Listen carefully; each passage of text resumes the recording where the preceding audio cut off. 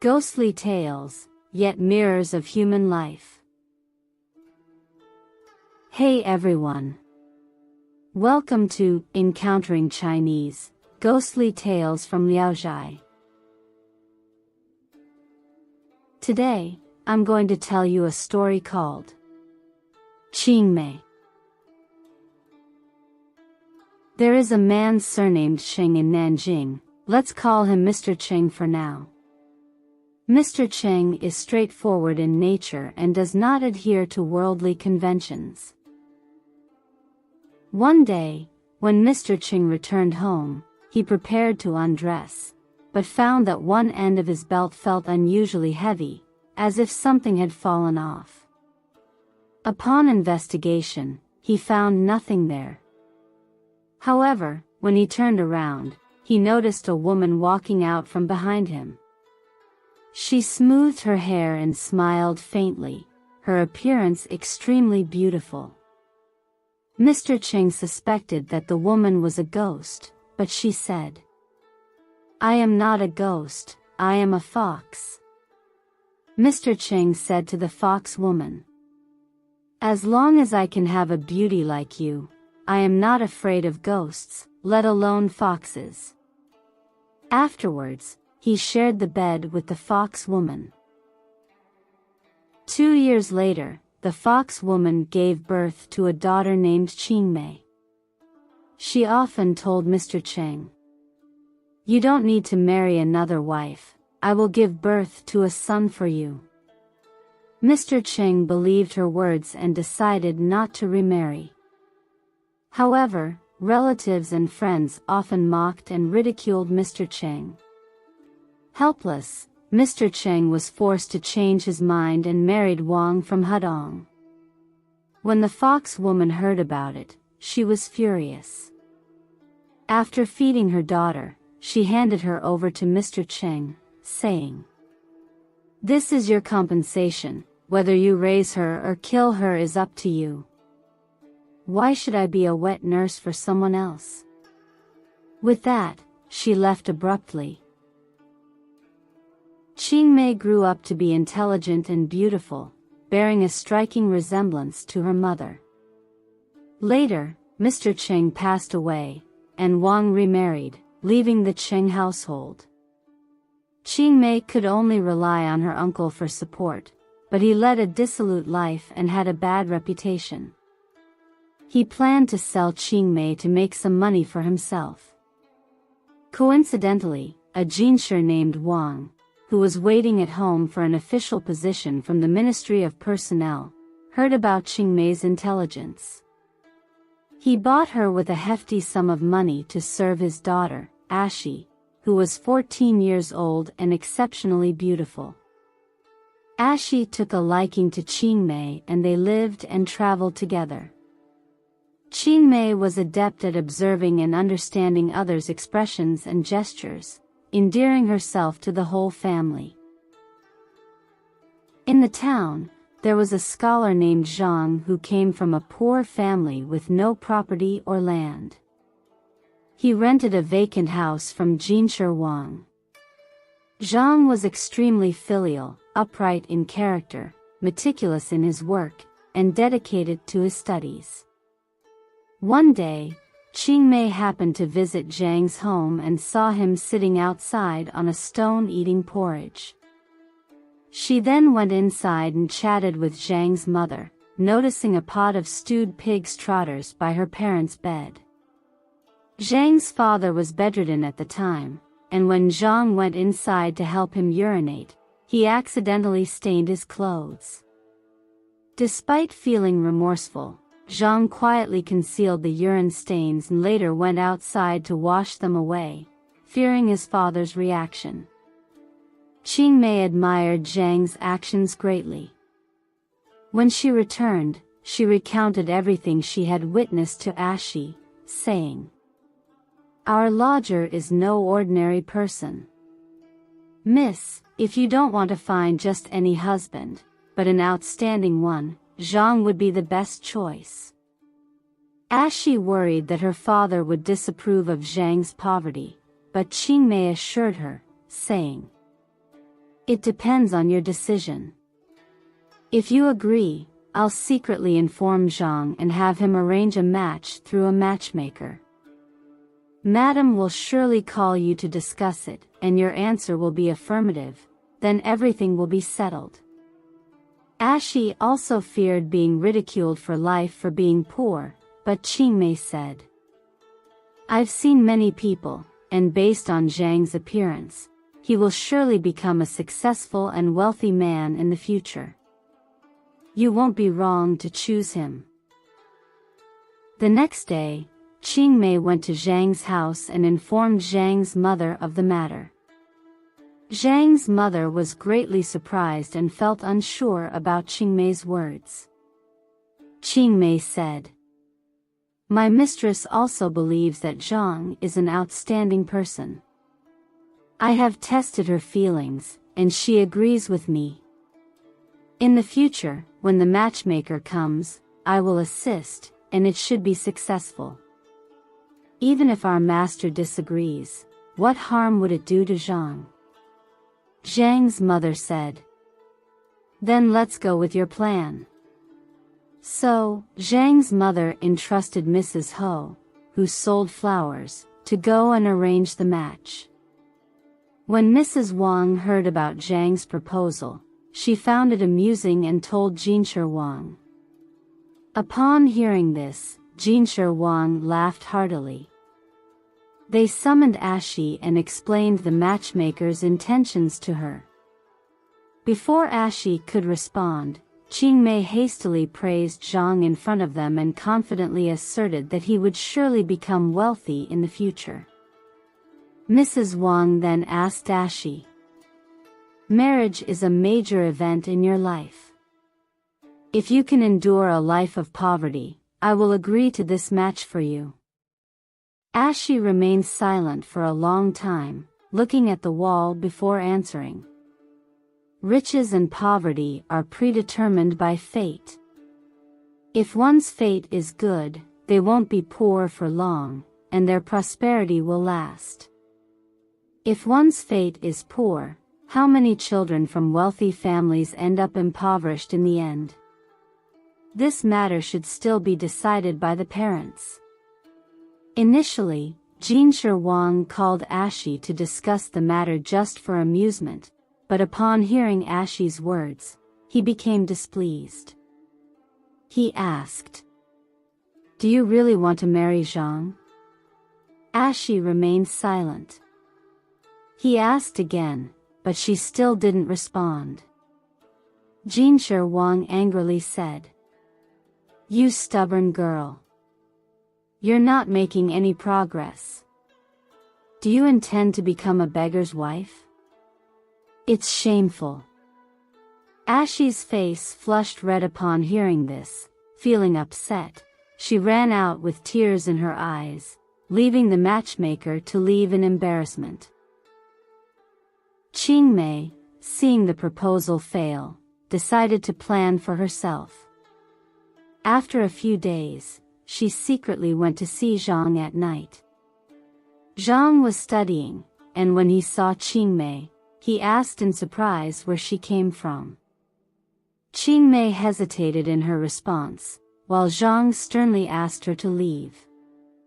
Ching May cried and said, I come from a good family and I'm not a woman who elopes.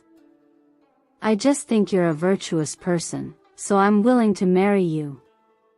Zhang replied, If you love me and believe I'm virtuous, why would you meet me in secret?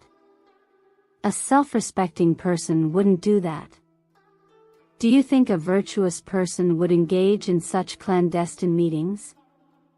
Improper private meetings suggest an improper marriage. Even gentlemen deem such behavior inappropriate, so how can we expect a proper marriage if we don't adhere to proper etiquette? Moreover, if our marriage doesn't work out, how will you and I carry on with our lives? Ching May asked. But what if our marriage does happen? Will you marry me? Zhang replied. If I can marry you, I will have no other desires. However, there are 3 things I'm unsure about, so I can't make promises lightly. Ching May asked, "What are those 3 things?" Zhang explained. "Firstly, you are a servant of the Wang family, and you can't decide to leave on your own. Even if you could leave, I would need my parents' permission, and if they disagree, I can't marry you. Even if my parents agree, you know my family is poor and can't afford a proper dowry for you, which is crucial. You should leave quickly before anyone sees you and damages your reputation." Before leaving, Ching May urged Zhang, "If you're willing to marry me, let's find a solution together." Zhang agreed. After returning home, Ching May confessed to Ashie that she had gone to see Zhang. Ashie was furious about Ching May's secret meeting with Zhang and intended to scold her. Tearfully, Ching May admitted that she hadn't done anything against propriety and proceeded to recount the details of the situation. Ashie, upon hearing the story, praised Ching May, stating, "Zhang didn't let you stay overnight, demonstrating his adherence to propriety. His insistence on obtaining his parents' consent shows his filial piety. His reluctance to make promises demonstrates his honesty. If a person possesses these 3 virtues, they will surely be blessed by heaven, and poverty is nothing for him to worry about." She then asked Ching May, "What do you want to do next?" Ching May replied, "I want to marry him." Ashie chuckled and asked, "Can you decide for yourself?" Ching May replied, "If I can't, then I might as well die." Ashie said, "Since you put it that way, I will make sure you get your wish." Ching May bowed deeply to thank Ashie. A few days later, Ching May approached Ashie again, saying, "Were you joking the other day, or do you really want to help me? If you really want to help, I have some difficult secrets to share, and I hope you can assist me further." Ashie asked what the secret was, and Ching May replied, "Zhang's family is poor and cannot prepare enough bridal gifts, and I don't have enough money to redeem myself. If I am married off by the Wang family without proper dowry, it's as good as not being married." Ashie pondered for a moment and said, "This problem is beyond my control. If I suggest marrying you off, it may not be appropriate. If I suggest you leave, my parents will probably not agree because your redemption money is insufficient." Ching May, upon hearing this, burst into tears, pleading with Ashie to find a solution. After much thought, Ashie said, "There's no other way. I've saved some money in secret, and if you need it, you can have it all." Ching May expressed her gratitude and then secretly informed Zhang. Zhang's mother was delighted upon learning of this and, after borrowing money from various sources, managed to save up some funds, awaiting good news. Coincidentally, Jinshi Wang was appointed as the magistrate of Tsua County. Taking advantage of this opportunity, Ashie suggested to her mother, "Ching May is getting older now, and since father is going to work in another place, it's inconvenient for us to bring her along. It's better to send her away." Mrs. Wang already thought Ching May was too clever and feared she might lead Ashie astray, so she had long wanted to marry off Ching May, but she had been worried that Ashie would object. Now, hearing Ashie's suggestion, she naturally felt delighted. 2 days later, a servant's wife came to see Jinshi Wang, saying that the Zhang family wanted to marry Ching May. Jinshi Wang chuckled and said, "I think Zhang is only fit to marry a maid. He was too arrogant before."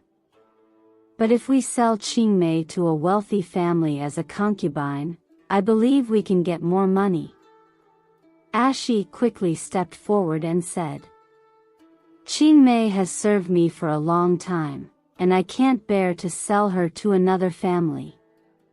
So, Jinshi Wang sent a message to the Zhang family, agreeing to the original price for Ching May and signed the redemption contract, marrying Ching May to Zhang. After Ching May arrived at Zhang's house, she took care of Zhang's parents even better than Zhang himself. At the same time, she diligently managed the household chores, not even considering it a hardship to eat coarse food and swallow vegetable soup. As a result, Zhang's family all liked and respected Ching May. Ching May also engaged in embroidery as a profession, and her embroidered products sold quickly. Merchants often waited outside Zhang's house to buy her products, fearing they wouldn't get any otherwise. The money she earned helped alleviate the family's poverty. Ching May also advised Zhang not to neglect his studies while taking care of his parents, as she managed all the household affairs by herself.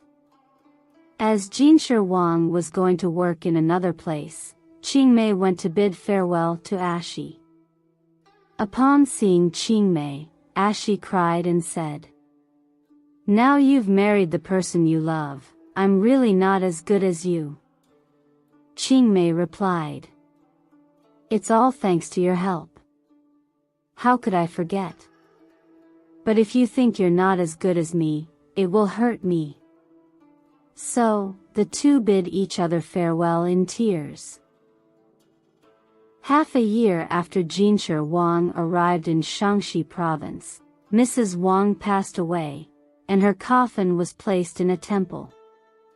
2 years later, Jinshi Wang was dismissed from his position due to bribery, fined a large sum of money, and the Wang family became so impoverished that they couldn't sustain themselves, and their servants scattered. Then, a plague struck, and Jinshi Wang also fell ill and died, leaving only an old servant woman with Ashie.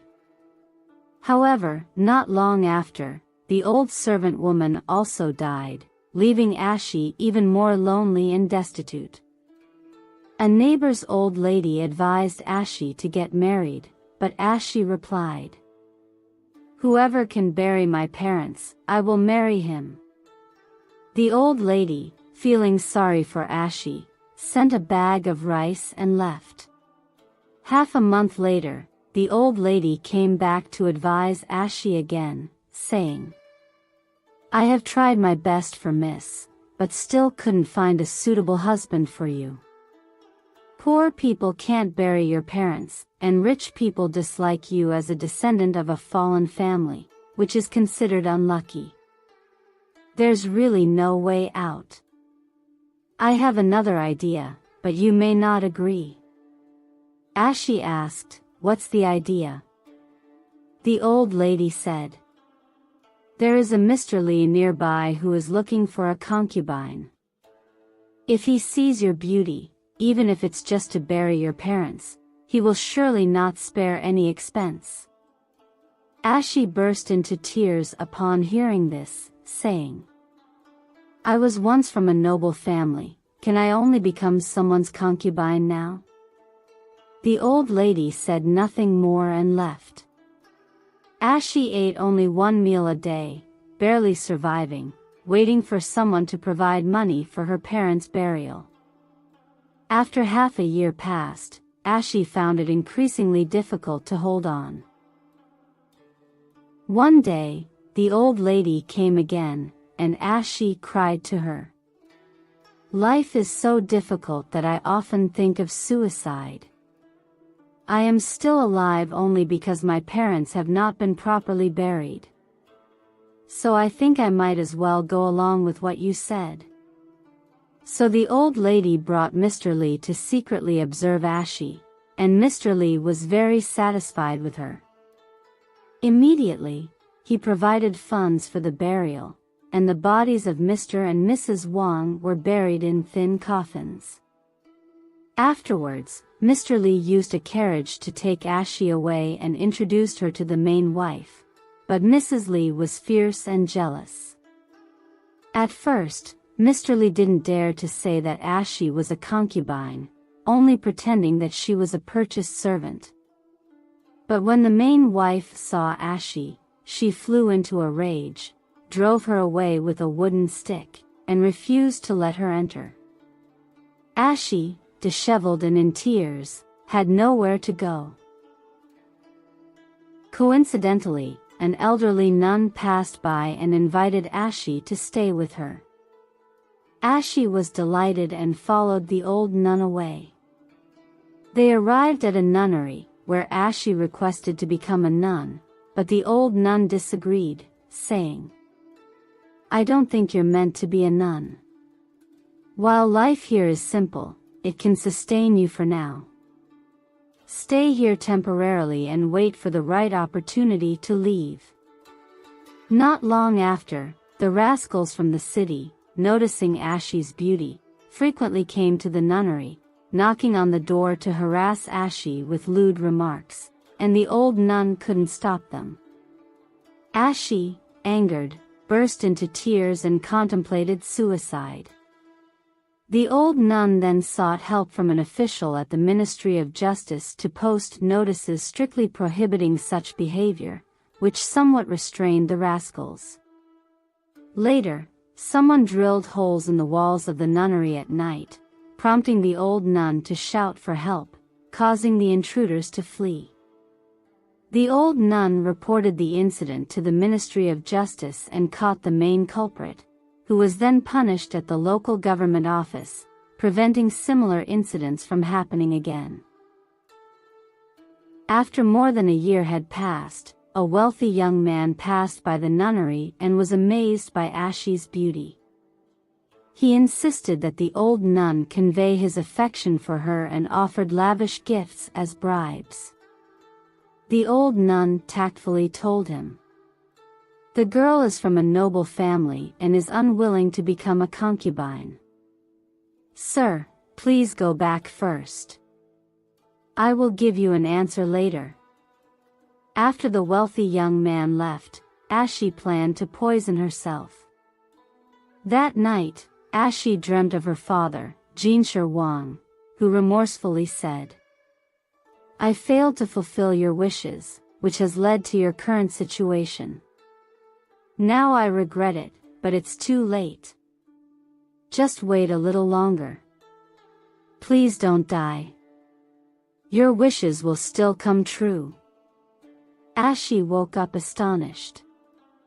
After washing up in the morning, the old nun saw Ashie and said in surprise, "I see that the turbid qi on your face has completely disappeared. Your fortune is about to change. When that happens, don't forget about me."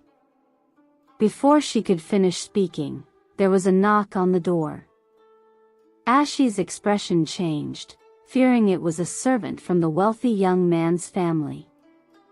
The old nun opened the door and indeed it was so. The servant inquired about the progress of their plans. The old nun courteously entertained him and requested a 3-day extension. The servant relayed the wealthy young man's message, stating that if things didn't work out, the nun should reply herself. The old nun respectfully accepted and apologized, sending the servant away. Ashie was overwhelmed with sorrow and again contemplated suicide, but the old nun persuaded her once more. Worried about the servant's return in 3 days, the old nun reassured her, saying, "With me here, I will bear the consequences, whether it's life or death." The next day, just past mid-afternoon, a torrential rain poured down, and suddenly there was a clamor of knocking at the door. Ashie, filled with fear and confusion, didn't know what to do. Braving the rain, the old nun opened the door and saw a sedan chair parked outside, accompanied by several maids helping a noblewoman to alight. The servants and horses were all grand, and the old nun was astonished and asked who they were. The reply came.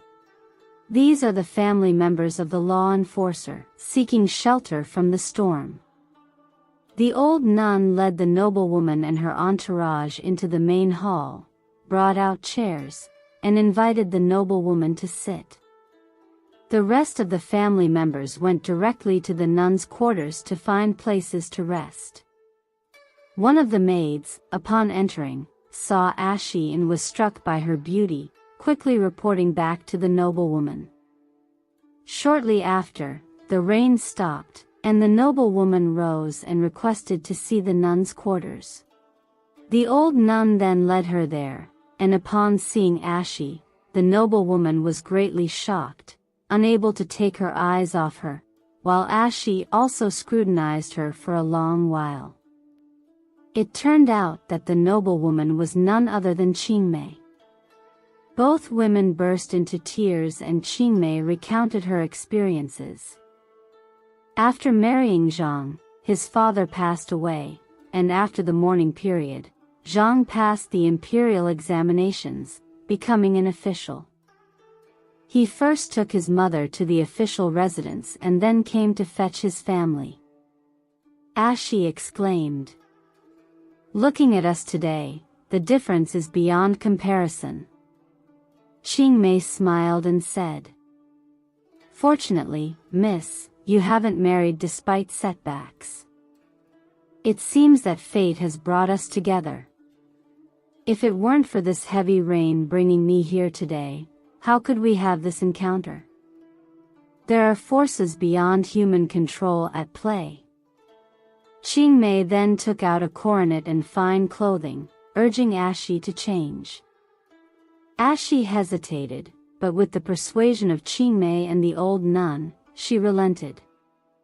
Worried about following Ching May with an inappropriate status, Ching May reassured her, saying, "In the past, we had our own roles to play, how could I forget your kindness? Think about Zhang, he is not ungrateful." Ching May then insisted Ashie change her attire, bid farewell to the old nun, and left together.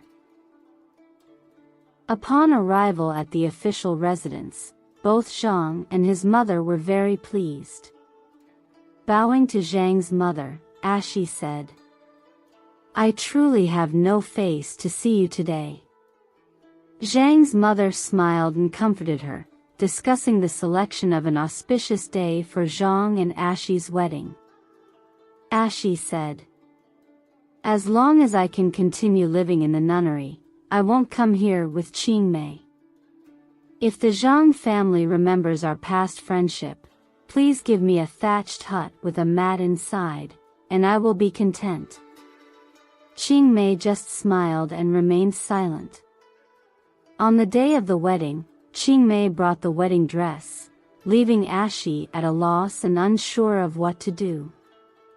They heard the music outside the door, and Ashie had no choice but to follow the arrangements. Ching May led the maidservants to forcefully dress Ashie in the wedding gown and ushered her out. Seeing Zhang dressed in official attire bowing to her, Ashie couldn't help but reciprocate the gesture. Afterwards, Ching May dragged Ashie into the bridal chamber, saying, "This position of Zhang's wife has been empty for a long time, waiting for you." She looked at Zhang and said, "You can repay your debt tonight, so treat her well." After saying this, Ching May turned to leave, but Ashie grabbed her clothes. Ching May smiled and said, "Don't hold me back, this is something I cannot replace." She gently removed Ashie's hand and left.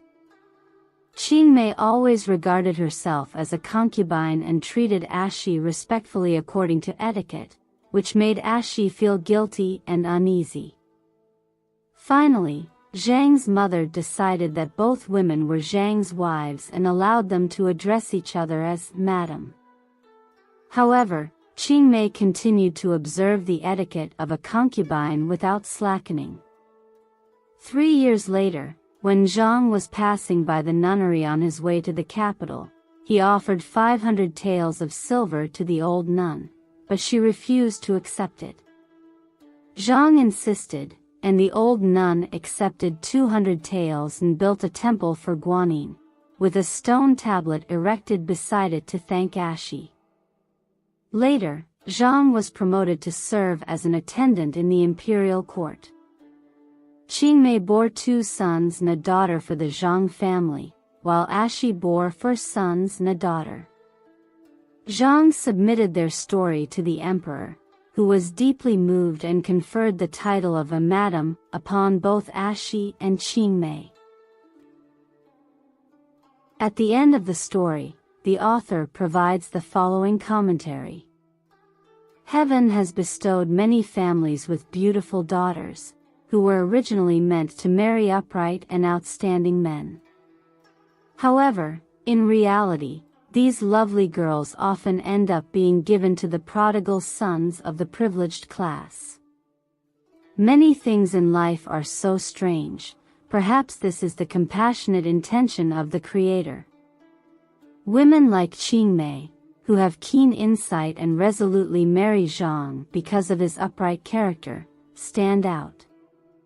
Meanwhile, those who once enjoyed a luxurious life have to abandon their integrity just to pursue narrow interests, ultimately ending up with nothing. These people are truly not as insightful as a mere servant girl. Why is that? Alright. That's all for today's ghostly tale. Ching May. If you enjoyed it, please give it a thumbs up and subscribe. Please also encourage everyone to comment and share more. We'll see you in the next episode.